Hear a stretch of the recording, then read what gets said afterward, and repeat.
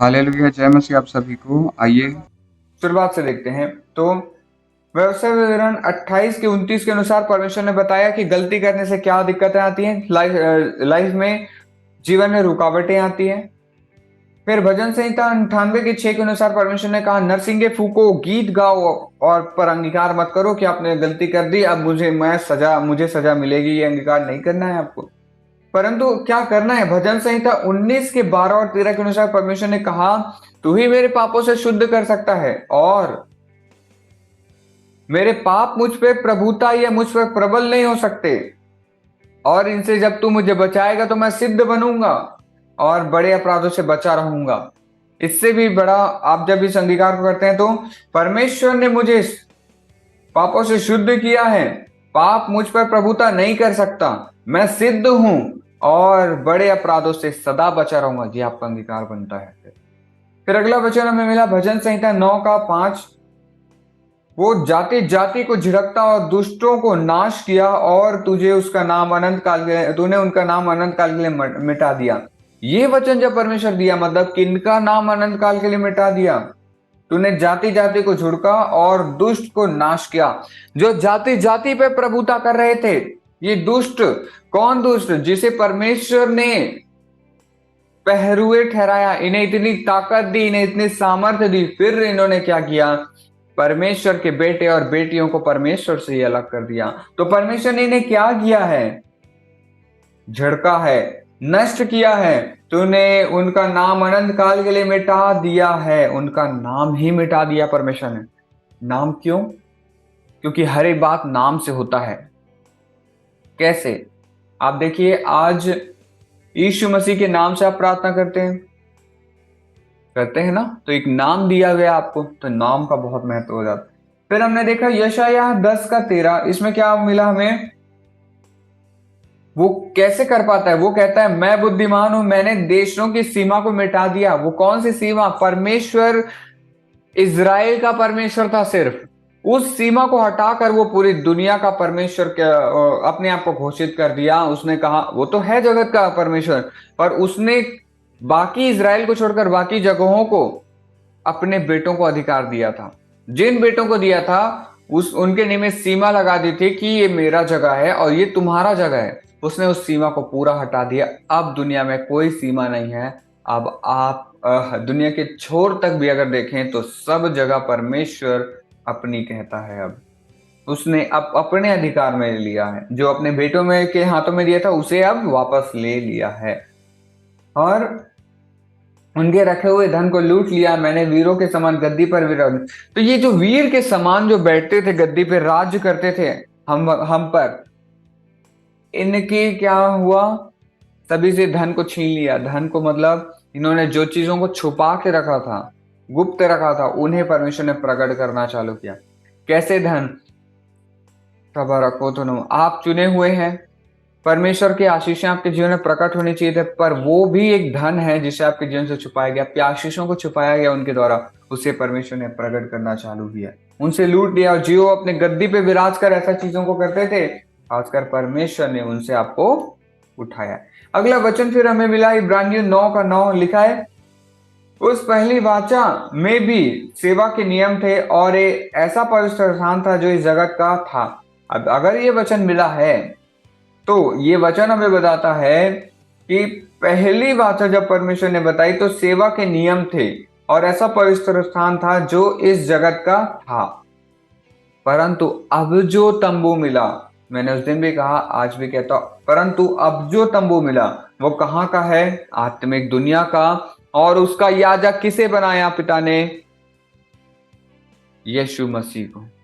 अब संसार का कोई भी व्यक्ति, संसार की कोई भी ताकत ये नहीं बोल सकती कि तू याजक कैसे बन सकता है, या यीशु मसीह को ये नहीं कह सकते कि आप याजक कैसे बन सकते हो, क्योंकि उसने नया तंबू खड़ा किया और नए तंबू का नया याजक भी बना। तो दुनिया ये नहीं कह सकती। हालेलुया। तो परमेश्वर ने हरेक उन बंधनों को, हरेक उन दीवारों को हटा दिया है। हम आत्मा से जब जुड़ते हैं तो हम उस मंदिर में, उस तंबू में प्रवेश करते हैं और परमेश्वर के नाम की हम महिमा करते हैं। अब इतनी सारी चीजों को परमेश्वर ने बताया, इसका भेद क्या है?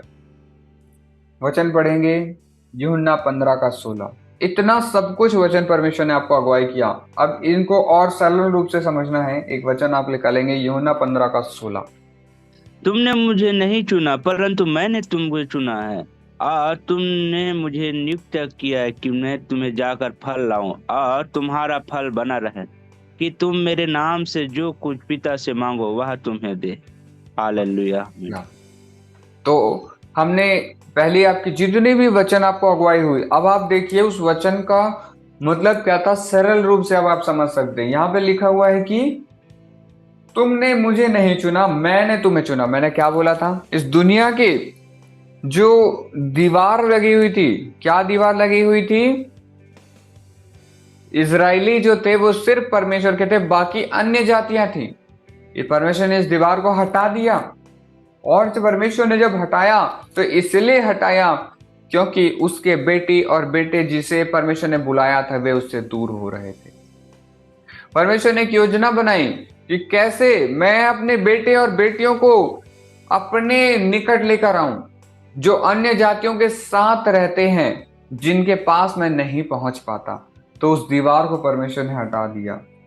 और फिर लिखा है और तुम्हें ठहराया। परमेश्वर ने आपको ठहराया, आप चुने हुए हैं। अन्य जातियों में भी आज, अन्य जातियों के बीच में से भी आपको परमेश्वर ने चुना है। हालेलुया। लिखा है तुम्हारे ठहराया ताकि तुम जाकर फल लाओ। हमें इसलिए भी परमेश्वर ने चुना कि हम फल लाएं और तुम्हारा फल बना रहे, कि तुम मेरे नाम से जो कुछ पिता से मांगो वह तुम्हें दे। जो कुछ हम पिता से मांगे वो सब मिलेगा, परंतु उससे पहले लिखा है कि तुम मेरे नाम से नहीं, उससे पहले लिखा है तुम्हारा फल बना रहे। हमारा फल क्या है? आत्मा के फल क्या है? क्या आप आत्मा के फलों पर चलते हैं? क्या आपके अंदर आत्मा के फल हैं? तो उन्हें आपको प्रकट करना है। आत्मा के उन गुणों को, फलों को जब आप प्रकट करना चालू करते हैं तो आपके जीवन में क्या होता है? हर एक आपकी दुआओं पे बड़ा सामर्थ, बड़ा बल आ जाता है। हालेलुया। जब आप एक गलत अंगीकार से बच जाते हैं तो आप बहुत सारी चीजों से बच जाते हैं, और फिर आपको जबान मिलती है महिमा की, भविष्यवाणी की जबान, जिसमें आप बोलते हैं और वो प्रार्थना आपकी बहुत बलपूर्वक कार्य करने लगती है। हालेलुया। एक और वचन पढ़ेंगे, पहला थिस्सलुनीकियों 5 का 24 पढ़ेंगे। पहला थिस्सलुनीकियों 5 का 24। आपकी बुलाहट को परमेश्वर कह रहा है, आप बुलाए गए हो, आप चुने हुए। उसने दुनिया की उस दीवार तक को गिरा दिया आपसे मिलने के लिए। वो इतना बुद्धिमान है कि जो राजा आप पे राज किया करते थे, जो वही दुष्ट की शक्तियां थी, जो भी कोई आपके ऊपर राज करता था, उन्हें गद्दी से उतार कर खुद विराजमान हो गया कि देखो अब मैं संसार का राजा हूं, अन्य जातियों पर भी मैं प्रभु हूं। उसने दिखाया। हालेलुया। पढ़ेंगे वचन। तुम्हारा बुलाने वाला सच्चा है और वह ऐसा ही करेगा। हालेलुया। वो ऐसा ही करेगा। हालेलुया। वो क्या करेगा? वो ऐसा ही करेगा। उसका करना क्या है? वो करने क्या वाला है? उद्देश्य क्या है? वचन पढ़ेंगे रोमियो 8 का 28। उसकी युक्तियां क्या है? कि हम राज्य राज्य देश देश के लोगों के बीच में फल लेकर आए, और वो ऐसा ही करेगा। हमें चुनकर ऐसा ही बढ़ाएगा। वो करूंगा बोल रहा है अपने तरफ से, हमको भी अपने तरफ से वो चीजें बोलनी है। वचन पढ़ेंगे रोमियो 8 का 28। हम जानते हैं कि जो लोग परमेश्वर से प्रेम रखते हैं उनके लिए सब बातें मिलकर भलाई को उत्पन्न करती हैं, अर्थात उन्हीं के लिए जो उसकी इच्छा के अनुसार बुलाए हुए हैं।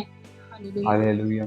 इस पूरी दुनिया को मोड़ने का तरीका देखिए। जो उसकी इच्छा के अनुसार बुलाए गए हैं, दुनिया की कोई ताकत फिर उसे नहीं रोक सकती। हालेलुया। वो चीजें पूरी होंगी, पर उसके लिए क्या करना होगा? हमें उन वचनों पे ध्यान देना होगा कि हम फल लाएं। परमेश्वर कहता है मैंने दीवारें गिरा दी, मैंने तुम्हारे ऊपर राज्य करने वाले राजाओं को उतार दिया, और अब एक ही राजा है जिसके अधीन अब आप रहते हो, वो है यीशु राजा। पाप के अधीन थे, पाप की अधीनता से परमेश्वर ने आपको छुड़ा लिया। हर एक उन बातों से जो आपको परमेश्वर से मिलने से रोकती थी। आप चुने हुए थे, मतलब आप चुने हुए हो, और आपको जो बातें रोकती थी उन सभी बातों से परमेश्वर ने आपको आजाद किया। और फिर परमेश्वर ने चुन कर बुलाया। वो कहता है वो सच्चा है, उसकी बुलाहट सच्ची है। और उसने ऐसा क्यों कहा? क्योंकि उसने अपनी महिमा के लिए हमें रचा है, और हम परमेश्वर के बेटी बेटे हैं, जो परमेश्वर के बेटे हैं और बेटी हैं, जो हमें परमेश्वर ने चुना है। इसलिए आज संसार, आप देखिए, बहुत लोग विश्वास में नहीं आ पाते, पर आप परमेश्वर ने विश्वास में आए क्योंकि आप चुने हुए। हर एक व्यक्ति चुना हुआ है, एक के बाद एक जो विश्वास में आ रहे हैं। हालेलुया। एक और वचन पढ़ेंगे, पहला कुरिन्थियों 1 का 28 और 29 पढ़ेंगे। और परमेश्वर ने जगत के नीचे और तुच्छ को वर्णन जो भी है उनको वो भी चुन लिया कि उन्हें जो है वह व्यर्थ ठहरा, ताकि कोई प्राणी परमेश्वर के सामने घमंड ना करने पाए। हालेलुया। कोई भी प्राणी परमेश्वर के सामने घमंड ना करने पाए, इसीलिए परमेश्वर ने क्या किया? शुरू से पढ़ेंगे एक बार, क्या लिखा है शुरुआत में। और परमेश्वर ने जगत के नीचों तुच्छ को वर्ण जो भी है नहीं उनमें को भी चुन लिया कि उन्हें जो व्यर्थ ठहरा है। हालेलुया। परमेश्वर ने जो बहुमूल्य नहीं था उसे भी परमेश्वर ने चुनकर ऐसा खड़ा किया कि कोई घमंड ना कर सके। हालेलुया। घमंड किसने किया? शैतान ने घमंड किया। क्या घमंड किया? कि मैं बहुत सुंदर दिखता हूं, मैं तो गीतों को गाता हूं, मैं और ऊंचे पे जाऊंगा। क्या ये उचित था? उसका घमंड परमेश्वर ने तोड़ा। कैसे तोड़ा? हमारे जरिए। उसने हमें इसलिए भी रचा कि शैतान को दिखा सके, देख ये मेरी रचना है जो मेरी महिमा करते हैं। इसलिए शैतान उसके बच्चों को उससे दूर करना चाहता है। शैतान किसी की जिंदगी के पीछे क्यों पड़ा है? क्यों शैतान किसी को परेशान करता है? वो इसलिए नहीं कि बस उसका काम है, वो तो दुष्ट है, यही कारण नहीं है। कारण ये है परमेश्वर के बच्चों को वो परमेश्वर से दूर करना चाहता है। अगर आज आपके बच्चे को कोई आपसे दूर करनेगा तो आपको तो दुख होगा ना, आपको दुख महसूस होगा। वही चीज शैतान चाहता है कि वो अब उसके बच्चों को उससे दूर करे। परंतु परमेश्वर की योजना देखिए कि उसने हमें चुना और परमेश्वर ने हमें उस दीवार को गिराकर हमें बचाया। हालेलुया। एक वचन है, बहुत ही अद्भुत वचन, उसके साथ हम समझ पाएंगे कि अब मुख्य उद्देश्य और एक गहराई हम समझेंगे। रोमियो का रोमियो 1 का 7 पढ़ेंगे। अब आपको स्पष्ट होगा कि अब मुख्य चीज, जो सबसे बड़ी चीज है शायद सभी बातों में, वो क्या है? रोमियो 1 का 7 पढ़ें।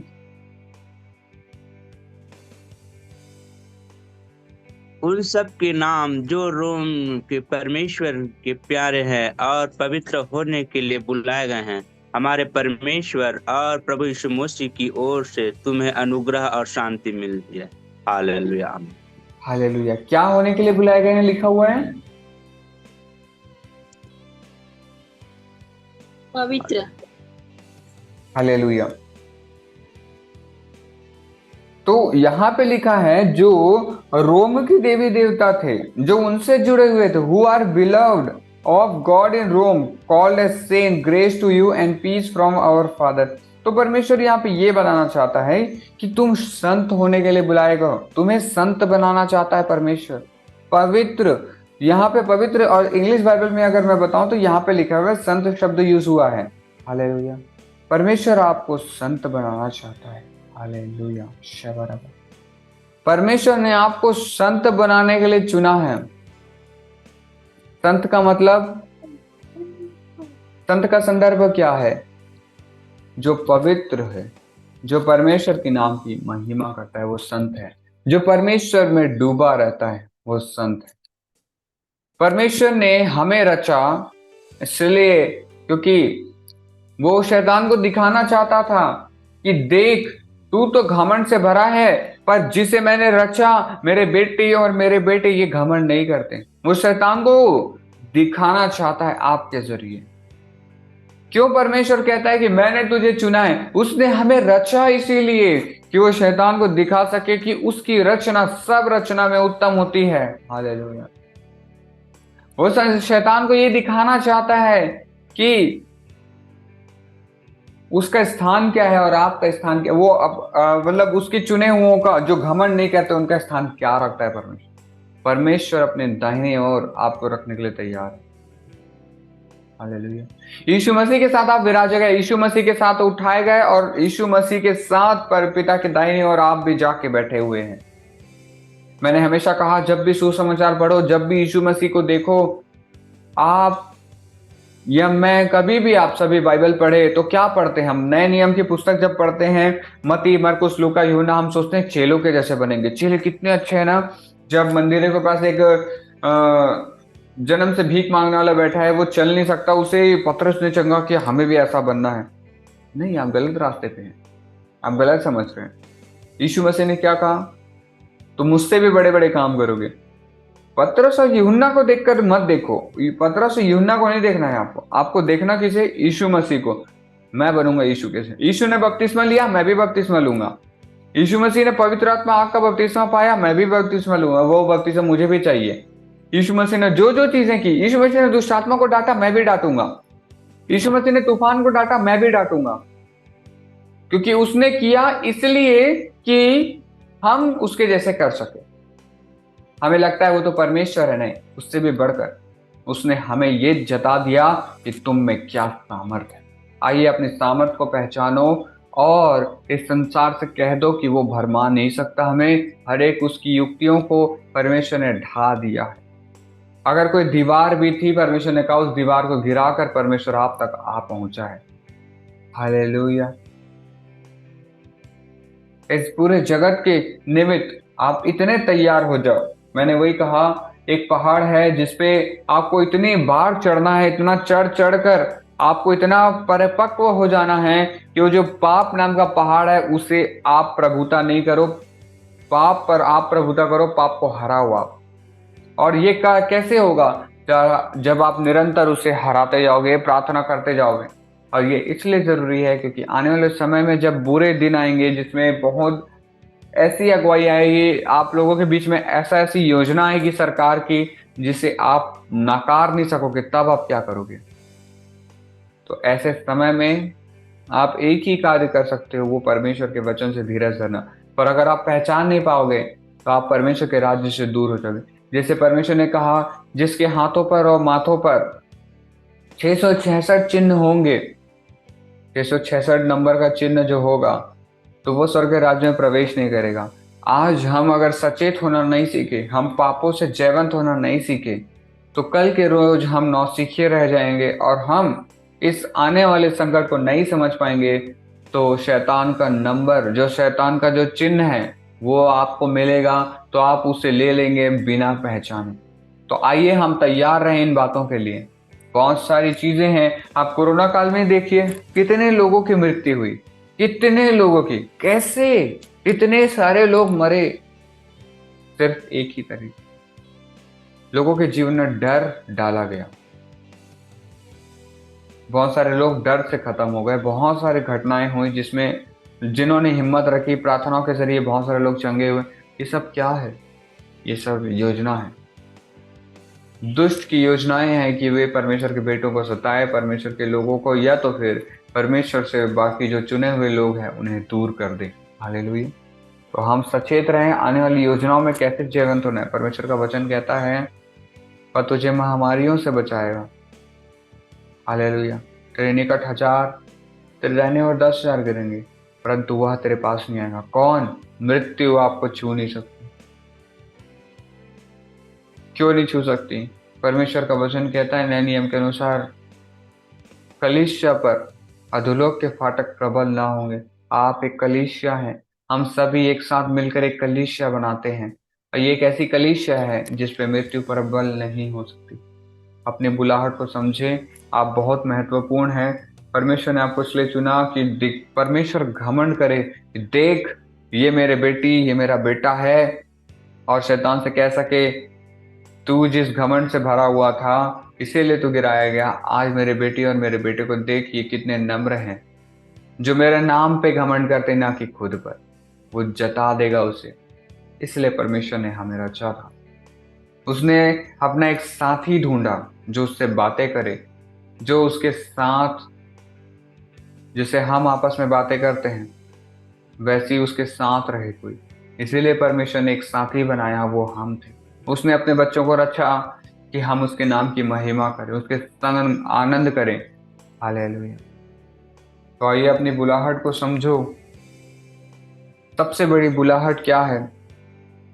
ये प्रेरित होना, पास्टर होना, ये तो बुलाहट है ही, और बहुत सारी बुलाहटें, पर मुख्य बुलाहट है कि आप चुने हुए हो।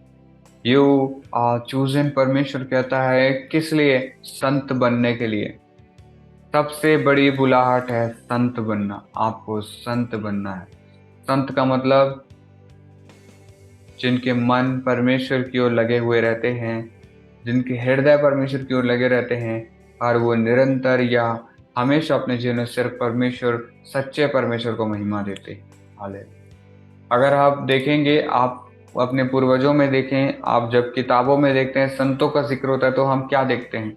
भले देवी देवताओं से हाथ जोड़कर बताया जाए, परंतु उससे भी पहले संतों के विषय में क्या लिखा है? वे सत्य को खोजते थे। तो कुल मिलाकर वो यहोवा की ही खोज कर रहे हैं।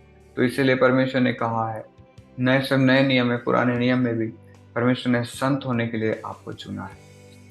तो अपने जीवन में इस सबसे बड़ी बुलाहट को समझें कि दुनिया के लोग आज भटके हुए हैं, पर परमेश्वर का धन्यवाद करें कि उसने आपको चुना है। और इस संत बनने के लिए जितनी मेहनत आपको चाहिए वो सारा वचन से परमेश्वर ने आपको बता दिया। सभी को जय मसीह। सभी को बहुत ऐसा आशीष करते हैं। आज परमेश्वर की अगुवाई लीजिए और परमेश्वर के वचनों से आगे बढ़िए। जय मसीह।